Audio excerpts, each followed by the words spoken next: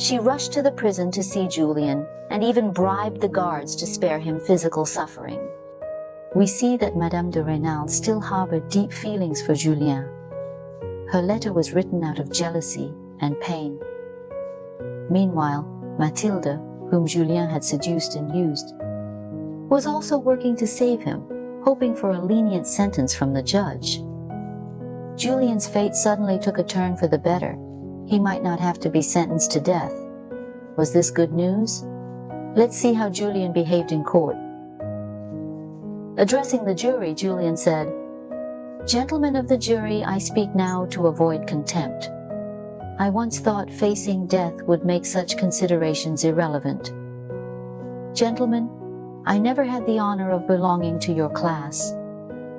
To you I am merely a commoner who dared to resist his humble origins. I ask for no mercy and have no illusions." Julien emphasized, "My sentence will be death." Did he condemn himself? Yes, that was Julien's choice. He could have followed Mathilde's meticulous plans and lived a lingering existence, but he refused. This can be seen as Julien's final act of defiance, his redemption. Stendhal writes, "This could be considered just.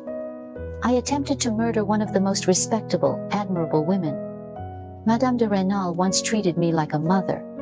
My crime is heinous and premeditated, so the death sentence is deserved. Even if my crime weren't so severe, I see that none of you would show mercy due to my youth. You would still make an example of me, punishing me severely to deter and strike at young men like me. Who are they? They come from humble origins and suffer from poverty, but are fortunate to receive a good education and dare to mix with the so-called high society. That is my crime. The punishment will be harsher because, in reality, my judges are all people unlike me.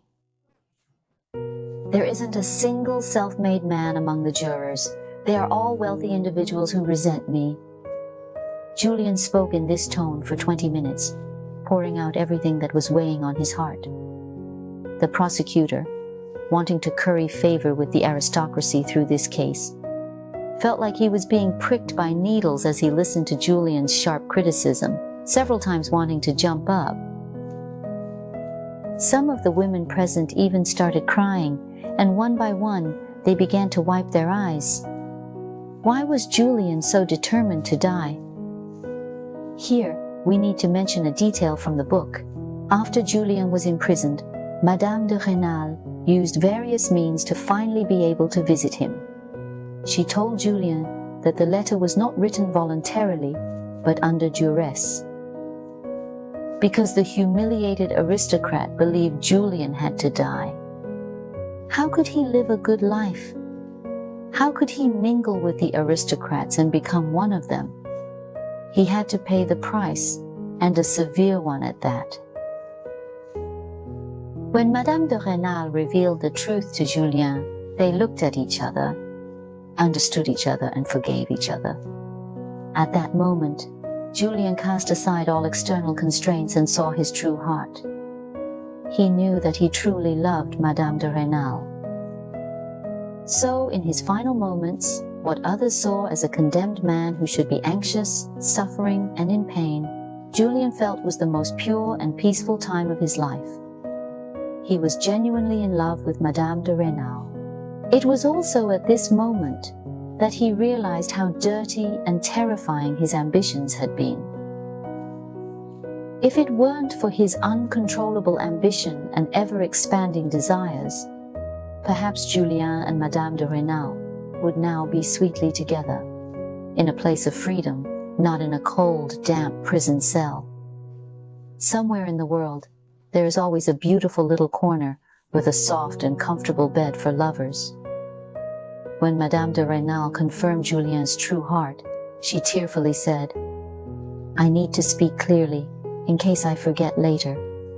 The moment I saw you, I forgot all my duties as a person, leaving only my love for you. Or perhaps love is too light a word. My feelings for you combine reverence, admiration, and obedience to God. Truly, I can't describe the feeling you evoke in me. If you told me to stab that jailer, the crime would be committed before I could think it through. Today, before I leave, help me understand my heart. In 2 months we will part. But, Madame de Rênal smiled, can we be separated? In the end, Madame de Rênal said, let's die immediately, shall we? This character remains pure even at the end of The Red and the Black. Stendhal is particularly gentle with her, leaving behind her innocence despite his merciless mockery and sharp criticism. Julien was moved by this innocence and seemed to return to his true self. Julien said, who knows what that world is like? Maybe it's suffering, maybe it's empty. Can't we spend 2 sweet months together? 2 months, that's quite a lot of days. I've never felt as happy as I do now. Madame de Rênal was immediately delighted. You've never been this happy? Julien repeated happily. Never. I tell you this as I tell myself. The Lord does not allow me to exaggerate. At this moment, the lovers no longer consider life and death. They validated each other's true hearts. Why, after seeing his true heart and this beautiful love, did Julien still choose to die? Here's what I think. When Julien decided to die, it meant he wanted to break completely with the hypocrisy, greed, and ambition within him. He wanted to erase all of his past mistakes. Julien refused clemency because, in his eyes, it was a charity from the aristocrats, begged for by Mademoiselle de la Mole. But he no longer wanted to be the one who received their charity. He didn't want to cling to a life of suffering. As the son of a carpenter, this was Julien's final dignity. He used an almost suicidal act to put an end to his life. Throughout his life, Julien struggled in the mire of ideals and reality, between desires and true feelings. In his final moments, Julien abandoned his appeal, calmly arranging his affairs. He told Mademoiselle de la Mole to marry another good man. He advised his best friend not to go bankrupt trying to save him. He urged Madame de Rênal, whom he had not killed, to live well. After arranging all of this, he calmly walked to the guillotine. This young man, once full of ideals, chose to end his life to atone for his mistakes and pay for his vanity and impulsiveness. After Julien's death, Mademoiselle de la Mole bought his head and buried him herself. And Madame de Rênal, on the 3rd day after Julien's death, she passed away with her child in her arms. This is the story of The Red and the Black. Let's add an extra bit of information. What does the title The Red and the Black really mean? There are many interpretations, but the most accepted one is that these colors represent 2 paths of social advancement. Red signifies the military, and black signifies the clergy. But I've always been puzzled, as the French military uniforms at the time were not red but blue, and only the lower clergy wore black robes. High-ranking clergy, like cardinals, wore red. So, what do red and black truly mean? This is where Stendhal's brilliance lies. These are highly abstract colors, making us think. When you hear black, what do you think of? Darkness, conspiracy, or severity? When you hear red, what do you think of? Passion, blood, or roses? Every reader can define their own red and black, but these 2 colors are opposing, conflicting, and irreconcilable. This represents the various dilemmas and choices we face in reality, but ultimately, the path is one we must walk ourselves. No matter how you choose, you must bear the consequences. Stendhal himself was an unconventional character. When he wrote this book, he didn't care how people at the time would judge the work or him.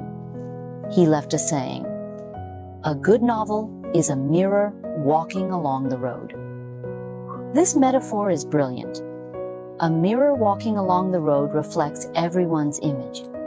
In The Red and the Black, having ambition is not a crime, and the meaning of striving should not be erased. Julien has an admirable side, with youthful vitality, diligence, and qualities worthy of respect. But he also has a particularly heavy and evil side. No matter how far we go, we must not forget why we started. Vanity is hard to define as a sin, yet all sins are but means to satisfy vanity. Life has so many crossroads. In the choice between red and black, how to walk the path is each person's decision. That's all for now.